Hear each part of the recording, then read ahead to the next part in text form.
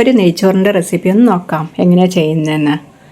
പാനിലേക്ക് 2 table spoon oil ഒഴിച്ചു കൊടുത്തതിന് ശേഷം അതിലേക്ക് 1 ടേബിൾ സ്പൂൺ കാഷ്യൂ ഇട്ട് ചെറിയൊരു ബ്രൗൺ നിറമാകുമ്പോൾ ഒന്ന് വറുത്ത് കോരിയെടുക്കുക. അതിലേക്ക് തന്നെ 1 ടേബിൾ സ്പൂൺ ഉണക്കമുന്തിരി ഇട്ട് ബോൾസ് പോലെ ആകുമ്പോൾ അതും ഒന്ന് വറുത്ത് കോരിയെടുക്കുക. അതേ ഓയിലിലേക്ക് തന്നെ 2 സവോള വളരെ കനം കുറച്ചരിഞ്ഞത് ഈ പാനിലേക്ക് തന്നെ ഇട്ട് കൊടുത്ത് ആ ഓയിലിൽ തന്നെ നന്നായി ഒന്ന് ഫ്രൈ ചെയ്തെടുക്കുക.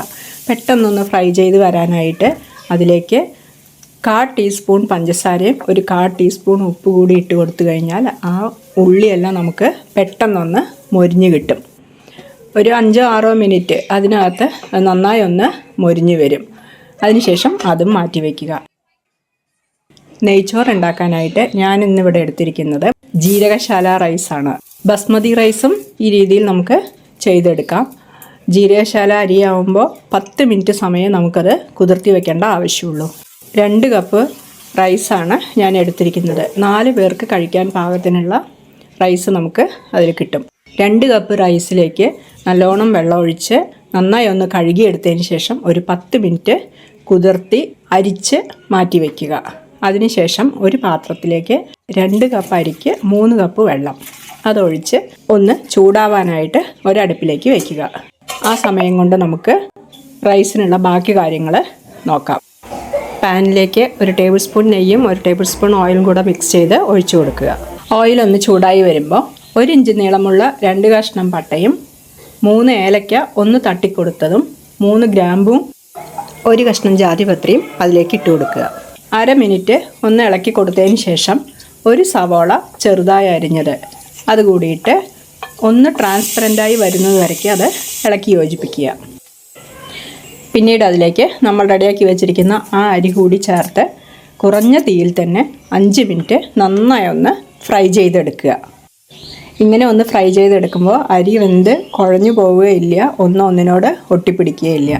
5 മിനിറ്റ് കുറഞ്ഞ തീയിൽ തന്നെ നന്നായി ഒന്ന് ഫ്രൈ ചെയ്തെടുത്തതിന് ശേഷം അതിലേക്ക് നേരത്തെ നമ്മൾ ചൂടാക്കാൻ വെച്ചിരിക്കുന്ന ആ വെള്ളം അതിലേക്ക് ഒഴിച്ചു കൊടുക്കുക. ഒന്ന് ഇളക്കി കൊടുത്തതിന് ശേഷം ഒരു പകുതി ചെറുനാരങ്ങയുടെ നീരൊഴിച്ചു കൊടുത്ത് 1/2 ടീസ്പൂൺ ഉപ്പ് കൂടി ചേർത്ത് എല്ലാം കൂടി നന്നായി ഒന്ന് ഇളക്കി യോജിപ്പിച്ചതിന് ശേഷം അടച്ച് വെച്ച് ഹൈ ഫ്ലെയിമിൽ 7 മിനിറ്റ് ഒന്ന് വേവിച്ചെടുക്കുക. ഇടയ്ക്കൊന്ന് ഇളക്കി കൊടുക്കുക. 7 മിനിറ്റ് കഴിഞ്ഞ് കഴിഞ്ഞാൽ അരി ഇതുപോലെ വെന്തിരിക്കും. ഏകദേശം പകുതിയിലേറെ വേവ് ആയിരിക്കും. പിന്നീട് നമ്മളത് നന്നായി ഒന്ന് ഇളക്കി യോജിപ്പിച്ചതിന് ശേഷം ലോ ഫ്ലെയിമിൽ 6-7 മിനിറ്റ് അടച്ച് വെച്ചൊന്ന് കുക്ക് ചെയ്തെടുക്കുക. പിന്നീട് തുറന്ന് നോക്കുമ്പോഴത്തേനും പാകത്തിനുള്ള വേവായിട്ടുണ്ടാവും. ഈ സമയം ഗ്യാസ് ഓഫ് ചെയ്തിട്ടതിന് ശേഷം അതിലേക്ക് 1 ടേബിൾ സ്പൂൺ നെയ്യ് കൂടെ ഒഴിച്ചു കൊടുത്ത് എല്ലാം കൂടെ നന്നായി ഒന്ന് ഇളക്കി യോജിപ്പിച്ചെടുത്ത് അതിലേക്ക് ഞാനിവിടെ ഒരു പകുതി ക്യാരറ്റും 2 പച്ചമുളക് ചെറുതായി അരിഞ്ഞതും ചേർക്കുന്നുണ്ട്. ഇഷ്ടമുണ്ടെങ്കിൽ ചേർക്കാം. അതിനുശേഷം നമ്മൾ നേരത്തെ വറുത്ത് മാറ്റി വെച്ചിരിക്കുന്ന കാഷ്യൂവും കിസ്മിസും സവോള വറുത്തതും എല്ലാം കൂടെ അതിലേക്ക് ചേർത്ത് നന്നായി ഒന്ന് ഇളക്കി യോജിപ്പിച്ചതിന് ശേഷം അടച്ച് വെച്ച് 1 മണിക്കൂറിന് ശേഷം നമുക്ക് റൈസ് ഉപയോഗിക്കാം. നല്ലൊരു ഗീ റൈസ്. ചിക്കൻ കറിയോ സൈഡ് ഡിഷായിട്ട് എന്തെങ്കിലും ഒരു കറിയോ ചേർത്ത് നമുക്ക് ചൂടോട് തന്നെ ആ റൈസ് കഴിക്കാം.